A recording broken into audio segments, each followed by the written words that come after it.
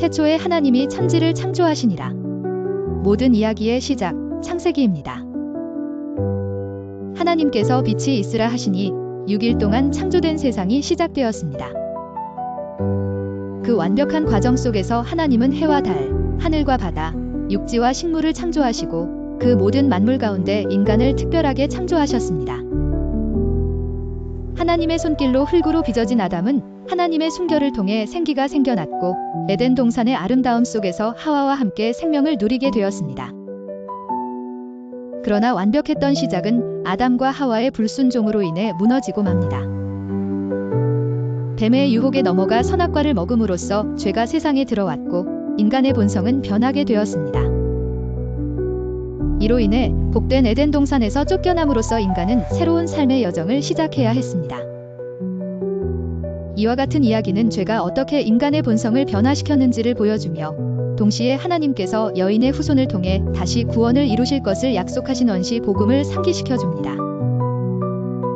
이 이야기는 우리에게 인간의 불완전함과 그 안에서 하나님의 구속 계획을 깨닫게 하여 회개와 순종의 중요성을 가르칩니다. 우리는 하나님의 작품이라 선한 일을 위하여 그리스도 예수 안에서 지으심을 받은 자니 죄는 곧바로 폭력과 타락으로 번져나갑니다. 가인은 질투심에 휩싸여 아벨을 죽이고 그 후로 세상은 점점 더 폭력과 죄악으로 물들어갑니다. 하나님의 공의로운 심판이 필요하게 된 때입니다. 하나님은 이 죄악으로 가득 찬 세상 속에서도 의로운 노아를 발견하시고 그와 그의 가족을 통해 인류를 다시 시작하기로 결심하십니다. 노아는 120년 동안 방주를 지었습니다.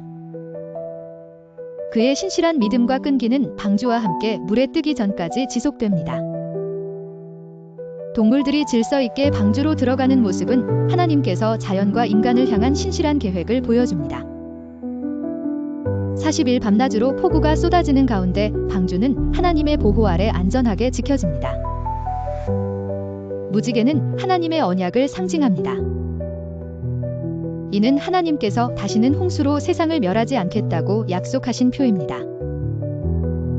인간은 여전히 교만함을 버리지 못하고 바벨탑을 쌓아 하늘에 닿으려 했지만 하나님은 그들의 언어를 혼란시켜 각기 다른 곳으로 흩으셨습니다.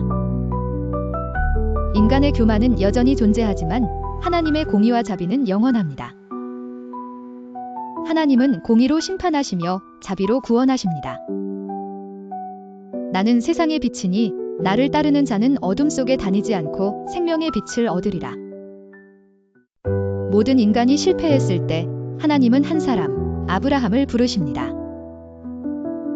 우상의 숭배가 만연한 갈대아 우르에서 하나님은 아브라함에게 명령합니다. 우르를 떠나 약속의 땅으로 향하라는 것입니다. 초라한 행렬이지만 이곳에서의 출발은 그의 믿음이 시작됩니다. 하나님은 그에게 너는 복의 근원이 될지라라고 약속하십니다. 자식이 없던 아브라함에게 하나님이 주신 믿음의 약속. 어느 날 밤 아브라함은 하늘을 바라보며 하나님과 대화를 나눕니다. 그에게 하늘의 별처럼 그의 자손이 많아질 것이라는 언약을 받습니다. 마침내 이삭이라는 이름의 아들이 태어나고 그 언약은 성취됩니다. 가장 큰 시험, 사랑하는 독자 이삭을 바치라. 아브라함은 하나님의 시험을 받습니다. 하나님은 그의 믿음을 시험하기 위해 독자 이삭을 제물로 바치라 명령합니다. 아브라함은 묵묵히 이삭과 모리아 산으로 향하였습니다. 결단의 순간에 천사가 그를 멈추며 수풀에 걸린 순양을 제물로 드릴 것을 알려줍니다. 이 이야기는 하나님의 주권적인 언약의 시작을 상징합니다. 아브라함의 여정을 통해 믿음으로 말미암아 의롭다 함을 얻는 이 신칭의의 원리를 배울 수 있습니다. 믿음이 없이는 하나님을 기쁘시게 못하나니 과 같은 메시지를 우리에게 전합니다. 야곱은 형 에서에게 팥죽을 주고 장자권을 빼앗았습니다. 이는 야곱의 속임수와 자기중심적인 선택이었지만 이후 도망자 신세가 되면서 하나님을 만나는 계기가 되었습니다.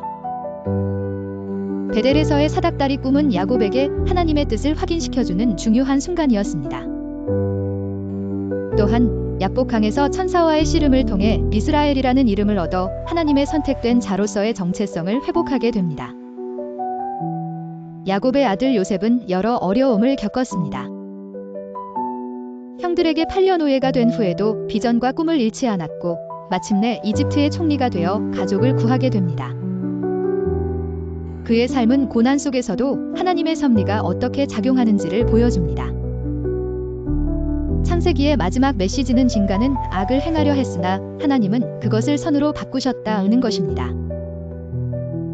이는 인간의 실수와 죄악이 하나님의 섭리에 의해 선으로 변화된다는 핵심 메시지를 전달합니다.